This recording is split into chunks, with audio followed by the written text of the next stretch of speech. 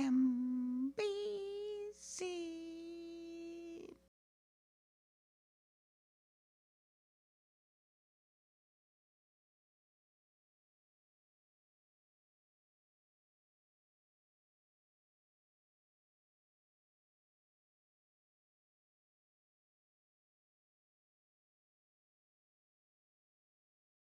2 weeks ago, and then 2 weeks again, and then 2 more weeks after to pay the rent. So like they're saving, but it's all gone. It's all washed out because they're taking a month and a half's worth of pay to go back and pay the rent. Because I know people right now that their rent is late, and then it's usually they pay it late. And the reason why they pay it late is because they don't have enough money. They're not making enough money to cover, because like you're saying, they went to get payday loans, they went to get loans, robbing Peter to pay Paul to cover the most important thing, shelter, a car. You're going to think about that before anything, right? And so how do those people succeed? Like what advice do you have for them? I would challenge them and invite them to sit down with me, because they're already at a deficit.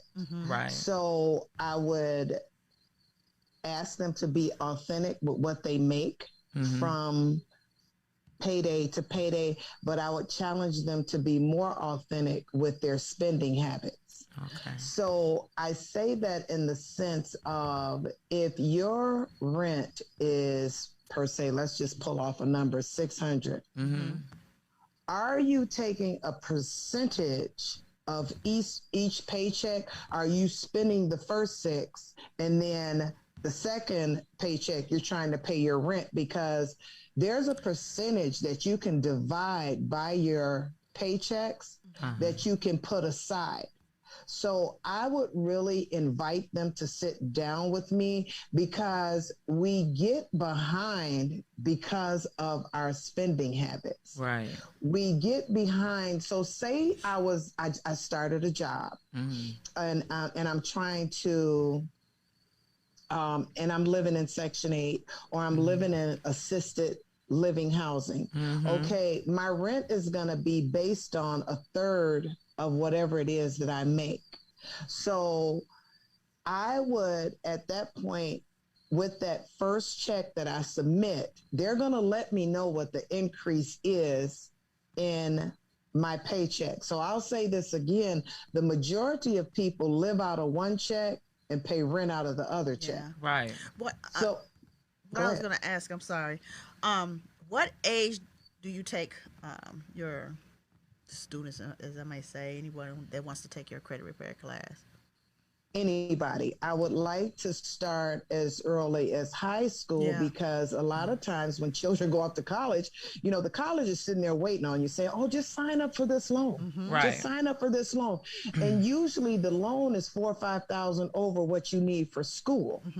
And what a lot of people don't know, and colleges won't tell you, and this is especially for single moms, is you can get a full education without a scholarship, because they have that type of programming in place.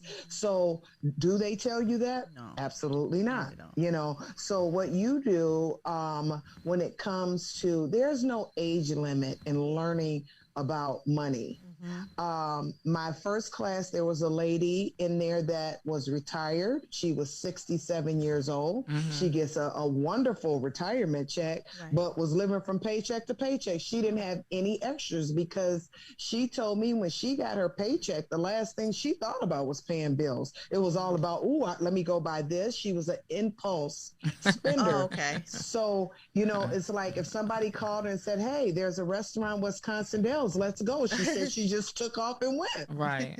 So most people are like that because they're not used to having money. So if you're not used to having money, then your intentions is to spend to make yourself feel good, right? When you get some money, because money makes you feel good.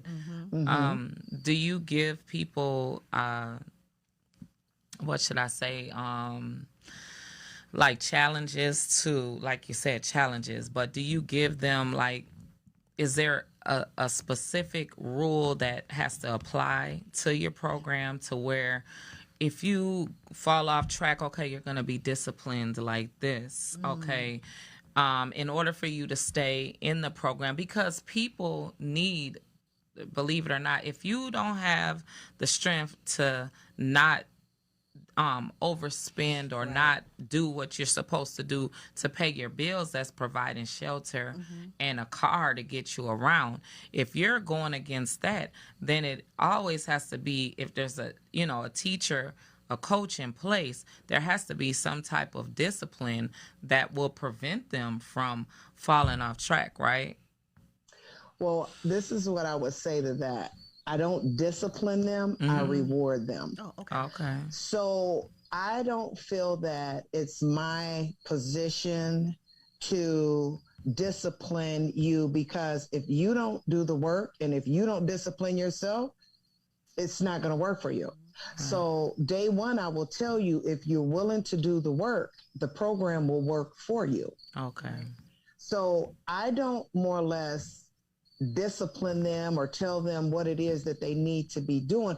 I suggest, I show them in the raw how if you do this, you will get this result. Like with every choice that you make, there's going to be a consequence. Either it's going to be a good consequence or it's going to be a bad consequence. Okay. Now, once people identify to me that my problem is eating out, so I'll give them a challenge. If you don't eat out for the next 2 weeks, and I'm not going to be dipping and trying to find out if you're eating out or not, you know what I'm saying?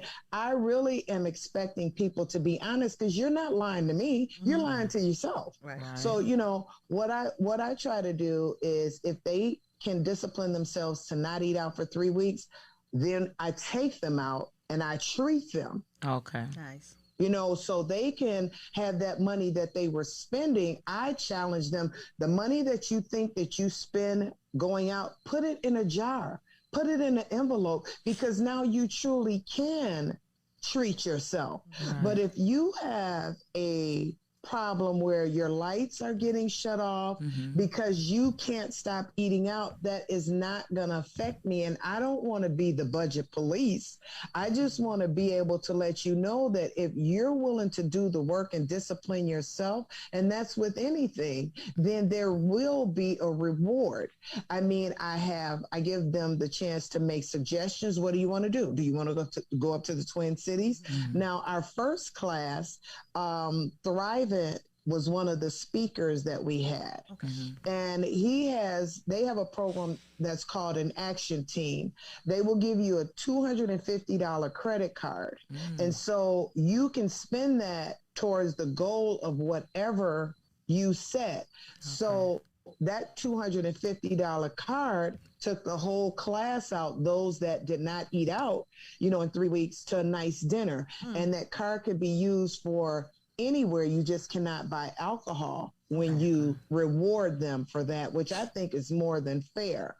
But again, I just try to teach people the skills and the tools so that they aren't living paycheck to paycheck, so that they aren't taking, a whole paycheck, like you said, or they did the payday loans and you're steady going backwards instead of forwards, because again, you can save money with any amount of income, but what is it that you are willing to sacrifice? Right.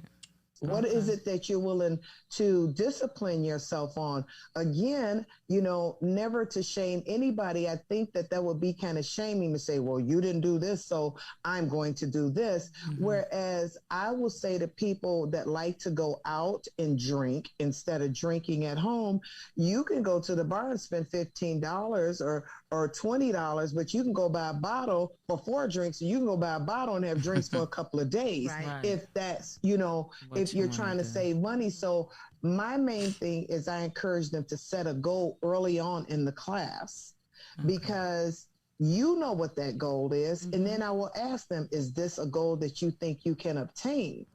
And they are either going to say yes or no. If they say no, Miss Kathy, then we're going to set that goal a little bit lower. I just want them to feel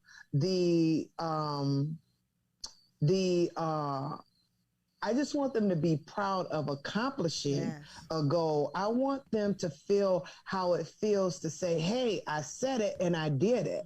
So in terms of, because I'm offering this for free, you know, I don't feel that me disciplining them would help the situation.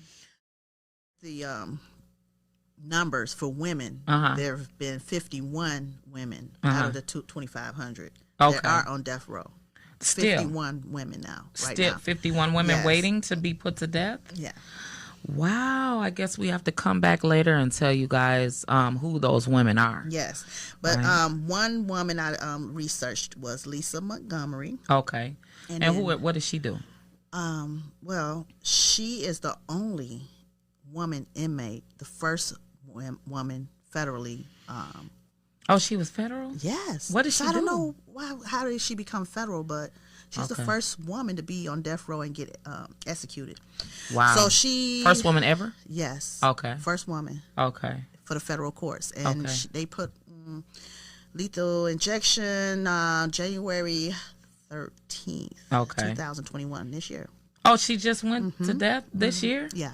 Oh. Well, what? Well, what she did was she befriended a lady on the internet. Okay. The lady sell dogs. Her name was, what is her name? Bobby Stinnett. Okay. So she was a young 23-year-old woman that, would post her, dogs selling and stuff like that over the internet. Okay. And they, would change words about puppies and stuff like that. So in the same time, while she's talking to her on the internet with her real name, here comes, she builds another email and account under the name of Darlene. Okay. Darlene Fisher. Okay. So Darlene Fisher, talked to her over the internet and said, oh, I want to buy some puppies. Okay. So the lady's like, okay, you can come see my puppies on this day. So in December, what was it? In December sometime, she drove 175 miles to this woman's house. Wow. But let me backtrack. She did talk about pregnancy with, not Darlene, with Lisa. Okay, so they talked about, oh, you're pregnant. She said, oh, yeah, I'm pregnant too. Lisa's pregnant too now. So they're talking. Okay. Oh, so they both are pregnant. Okay. So they're talking about pregnancy and dogs at the same time. Darlene becomes another person that she made up. Okay. To talk about the dogs and can she buy a dog. So Lisa Montgomery drives 175 miles to this woman's home, knocks on the door, and just bombards her and take a rope and strangle her with a rope. And at the same time, she cuts her womb, the baby out the womb. Okay. Yes. Cut the baby out her stomach. Does the baby survive? The baby survives. Okay. She takes the baby home. Darlene, I think she bled to death. I mean, not Darlene, I'm sorry. Bobby, she bleeds to death. Okay. Okay. So the investigators backtracks trying to see what's going on. Okay. So the investigator calls Lisa. Okay. They find her. That's the last person she talked to on the internet by IP address. Okay. So people, you busy talking to these strangers online. Right. You doing all this meeting and greeting. You don't know who you're talking to on the other end of the computer. Just be whoever you want to be online. Right. Yeah. And it's sad. It's a sad story because when the investigators finally went to Lisa Montgomery's house, they see her holding a baby. Right. And she's saying, oh, I just had a baby a couple days ago and whoop-de-whoop-de-woo. And so they busy asking her questions. And finally she gave in. Oh, wow. She admitted to the crime. Really? Yeah, so the baby was returned to the father. Okay. And was she married? Through court. Not that I know of, no. Okay, so she's just having a baby and she was a dog breeder. No. Who? The one that got killed. I'm not sure if she was married. They didn't say if she was married or not, but no, I'm saying she just was having a baby, and then she was also her side job. Her job was a dog breeder. Wow. So she's selling a dog. She invites a woman to her home to purchase a dog, and the lady kills her and takes her baby. Oh, yeah, that calls for a death penalty. Okay. Yes. That definitely calls for death penalty. She was on death row from 2008 until this year. Oh, wow. So she tried to, say she's mentally ill and stuff like that, and she tried every way to get out of it. Every way to get out of the death penalty. Which, when you think of it, she did probably have mental issues. Right, she had to drive do some all that gruesome way. Stuff like that. I couldn't cut nobody's stomach open like you. No way, never. No, that's gruesome. Not at all. And so she was held through that time in Texas. So I was thinking about you at the medical ward in Texas. Yes. That's where she was? Yeah. At Carswell? I don't know if it's Carswell. Yeah, it had to be. You said medical ward. Yeah. They said Texas I know all federal about prison. it. Yeah. She was there in the psychiatric ward in medical. Well, I do. And they through the whole time she was on suicide watch. Okay. Well, I didn't see her then. I wouldn't have saw her. You wouldn't have saw her. Yeah. No. Exactly. Because suicide and Max was behind the FCI. Okay. So you have the camp, nice, pretty camp. Used to be a hotel, right? And so it used to be a Super 8 hotel, motel. Okay. That's so you living in luxury over there, Wow. right? They call it the kitty camp, right? Do the, sweet time over there. And then with the fences, barbed wire fences, you had the medical facility. You had the Max unit, which was behind the FCI unit. So she probably was in the back Max unit. Yeah, I'm assuming because she was going on death row, right? Yes. Yeah, so she was maximum security. The only time they got any air or came outside was when they was going over to the medical, and they were, chaperoned by at least 3 guards. Really? Yeah, and they were handcuffed. Yeah, we used to see that. Yeah. Wow. To remind you, don't play with it, Yep, don't think it's real. Sweet. Yeah, right. Ain't nothing sweet going on back there, right? Yeah, so yeah. The only, what was interesting is the only active federal death chamber is in Terre Haute, Indiana. Oh, wow. So they transport her for everybody. For everybody. Yes. Whoa. That's the only active. So they would put women there in Terre Haute. Yeah, when it was time for her to go to, they flew her there or drove her within a week or maybe or so, and she died right there, had her last meal there, and died right there. Really? Wow.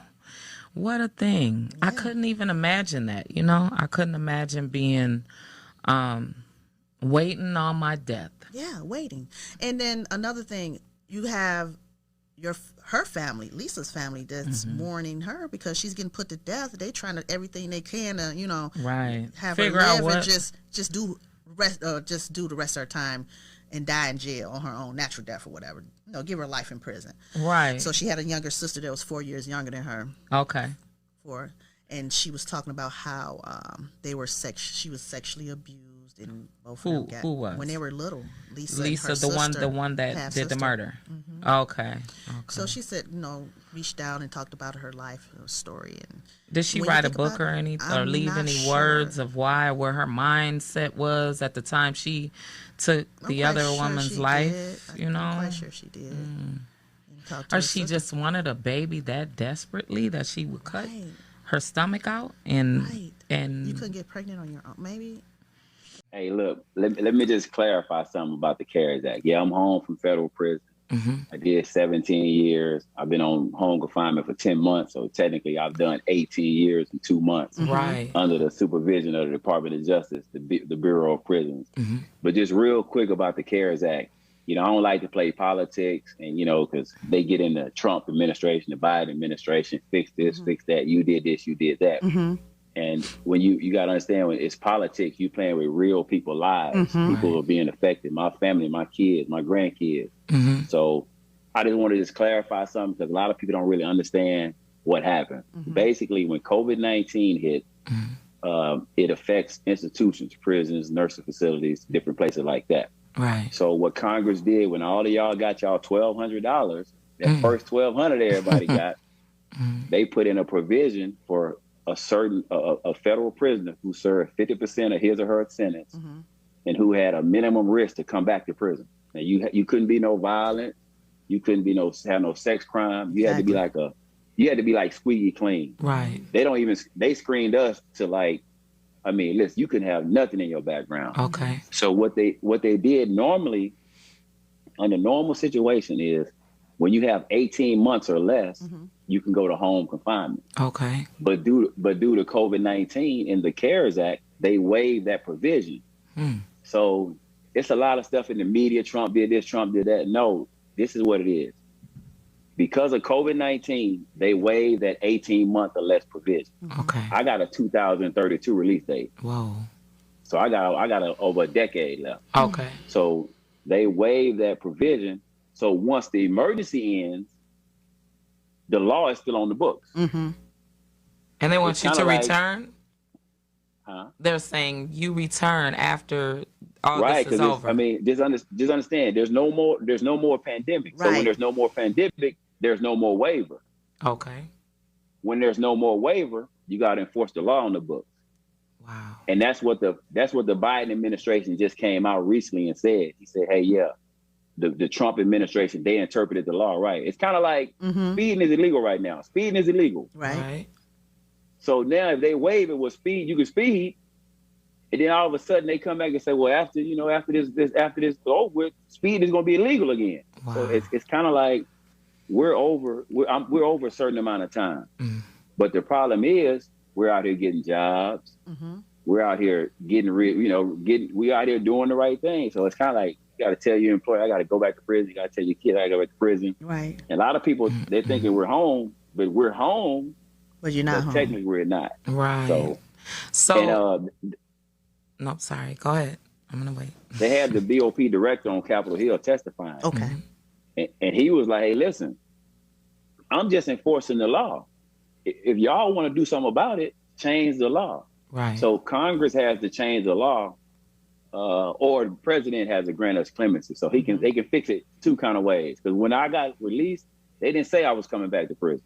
Right. Okay. They never told me that. It was like, hey, man, and my case manager even told me, hey, man, I think you one of the guys that's going to make it.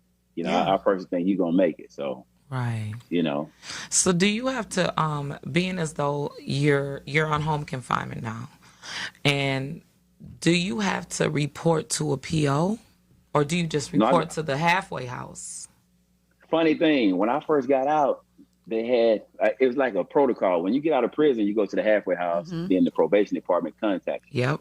Well, the probation department contacted me and said, hey, man, listen, your date is too far off. I ain't going to even interview you, man. I ain't got nothing to talk to you about. Oh, wow. I'm just under the halfway house. So I go to the halfway house twice a month to report. I go twice a month. I do UAs twice a month.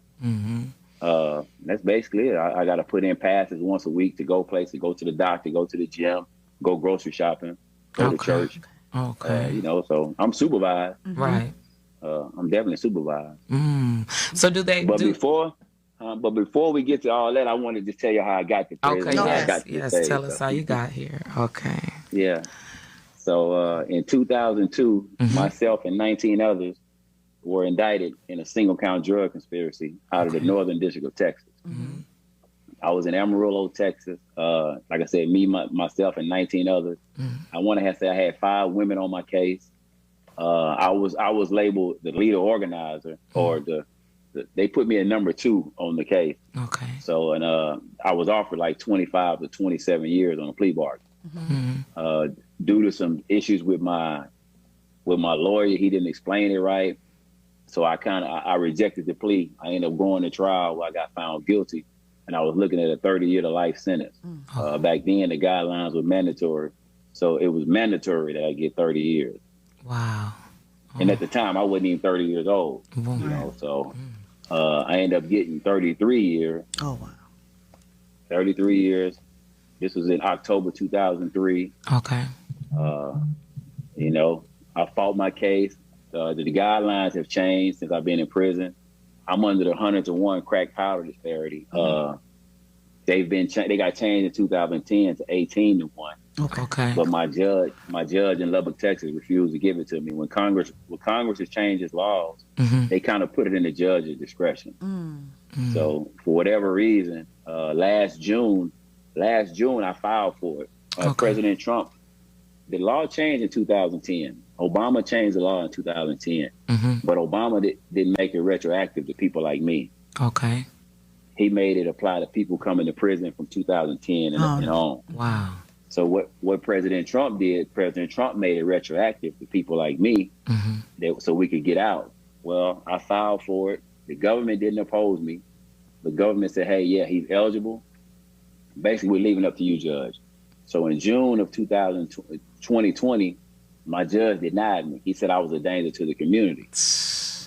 And my thing was, I was in for home confinement. I was just waiting on a date. And I was trying to explain to the judge, hey, listen, my custodian, the BOP, is about to put me in the community. You knew me from 2003, 2002 and beyond. They know me from 2003 to 2020. I've been in their custody. They know what kind of music I listen to from my MP3 player. They know what kind of phone calls I make, what I talk to my kids about. Right. They know everything about me. So, but he, it's that judge's discretion. And here I am today. I'm still on the 101. They were doing some stuff in Washington, D.C., lobbying to make it 1-to-1. So hopefully I'm able to benefit from that. Okay. So I got the 100-to-1 disparity. I got the threat of being returned to prison. Wow. But yeah, I got a lot going on, y'all. So what is your mental state right now with all this hanging over your head? How do you really feel? Man, I'm encouraged. I'm a man of faith. I'm a believer in Jesus Christ first and foremost. I know that if the Lord kept me for 17 years, if I got to do this other decade, after doing, in prison, once you get used to, it's kind of like life. Once you get used to just living a certain kind of way, is what it is. Right. I mean, I can't cry about it. I gotta tough it up. Right. Because now I don't never say I didn't do anything wrong. I don't never say I didn't break the law. Do I deserve more time than Manuel Noriega? No. I'm at 18 years and counting. And some people that kill people don't do this much time. Right. No. They don't. Not at all. And basically, if I was in federal prison right now, y'all, today is Wednesday. Today is burger day. I probably would have went to the chow hall, ate some burgers and fries.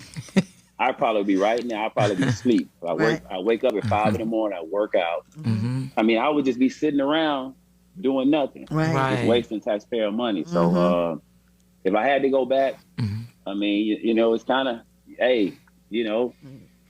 So do you have your what should I say, your motion explained out, like how much and how important you've been to the community since you've been here? Like I'm laughing because you said, I remember Burger Day, right? Okay. I'm cracking up because I know you exactly. You know. I remember, So I'm laughing. And I'm saying, I'm like, wow, you're right. You would just be chilling in the room, or you would be walking the track, or you'd go and read in the library, or you'd be walking around the unit seeing who can make you laugh, or if somebody's in a conversation at the phone booth, or and the line for the phone, or somebody's getting into it, you avoiding that. You beelining that, and you going outside to smell the air a little bit. It's not really a reason for you to even go back. No. So, therefore, are you remember I told you how I found you? My dude found you on TikTok. Okay. So, that's how I even knew, right? And so, the great thing is that, you've spread your wings, and you've been, really humble, from what we see, you know what I'm saying? So, what are you developing? Like you said, when you that was a good spill, what you said about they know you, BOP knows you from 2003. Like the officers is like, you're not coming back. Like they're just looking at you and looking at your character from you being an adult. Now you would judge from you being a kid. You know what I'm saying? 19, 20, a young, adult, a little bit. You weren't really an adult because, mentally you weren't, but you was just thinking that, right? So he's judging you from 2003 back. Right? So they're seeing you from 2003 up till now. And so I'm just saying, my spirit is just saying that, how they say, well, you better, what is it when you stay ready so you ain't got to get ready, right? Yeah. So ready, you got to remember, so you rewind what you just said. Yes. No, seriously. So when they say, like, what are you going to say? They call you up right now. Kendrick, hey, you get down here. We going to have to, why should we let you out? Why should we keep you home? Right. So these are like things that you got to keep programming, you know, daily, just mental health wise. Right, so that, you know, man, I got them touching at the top, you know, way up in Minnesota. I might not even know nobody up there, you know, but I know these girls up there now, and I know somebody over here on the East Coast, the West Coast, you know what I'm saying? So you have a community, a village of people that's, you know, rooting for people like you to, you know, not even have to deal, because I would not, man, just being in that halfway house was just so, you know, discombobulated for me, this being in there for the 6 months. So you've been in there now 10 months, right? And so... No, but listen, I came straight home now. I never went to the halfway house. When I went to the dealing house, with them. Said, oh, yeah. Oh, my God. Just dealing it's cool. I mean, I've been blessed to have a good case manager. Right. Okay. That's the main thing. Are you wearing a bracelet now, or... Oh yeah, How that look? Show the people how that look, how that bracelet look. You know, this the box you gotta wear sometime. You know I'm not dressed for this live. Right? That's right there. Look, I'm in house shoes. It's still a little big. I thought they'd be smaller by now. Right. Yeah, I'm in my house shoes. Don't cut it off like Madea did. No, I ain't doing that. I definitely ain't doing that. It get to vibrating sometimes. I call them, hey man, what's up? Saying, man, if don't nobody call you, don't worry about it. Hey, listen, you calling I ain't gonna first. let y'all call me. I'm calling y'all first. That's right. That's right. Yeah. So how is your mom and your kids adapting to, like, what you gotta go, you might have to go back, like what are they, you know, what are the questions that you're getting from them? And then another thing, how are you even able to even did you have a lady to run this stretch? You know, did you have somebody to run the stretch with you, or how are you able to be like, well, hey, I might have to go back. You know, we can't even start a life. Like, how do you deal with that?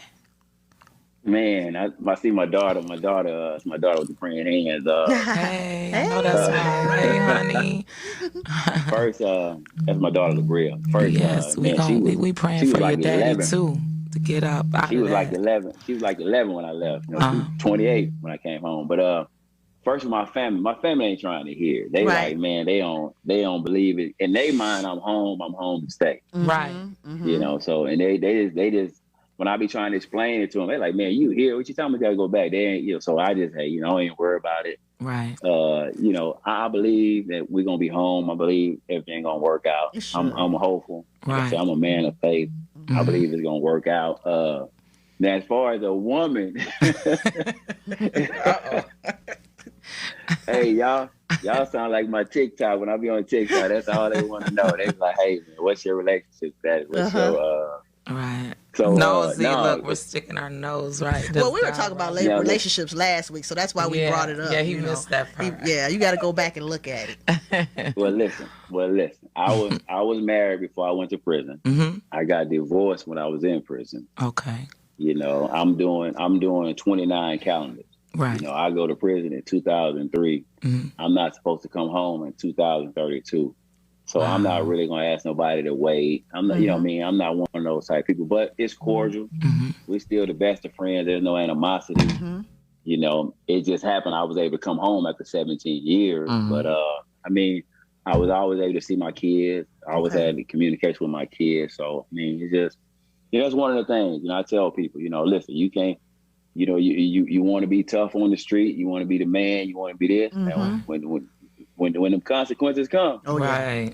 Be ready for it. You know, everybody ain't taking their lick. That's another thing. No, everybody ain't taking their lick. No, not at all. Yeah, so trust me, them dudes that's tough, them dudes that look good.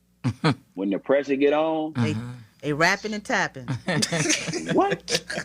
Doing a dance. Hey, in federal prison, right? They like watching that first 48, and I'm like, I've been drinking some coffee too, y'all. I'm sweating. Hey, I'm watching them. They love the first 48. And I'm like, man, y'all know these dudes be telling before they telling the police. They ain't even telling the prosecutor who could help them. They telling the police. Right. But they love it. They love it in federal prison. I say, man, you know what? Man, let me know who I'm around, man. Right. How many people I'm around, man? Yeah, man. They love that show. Right.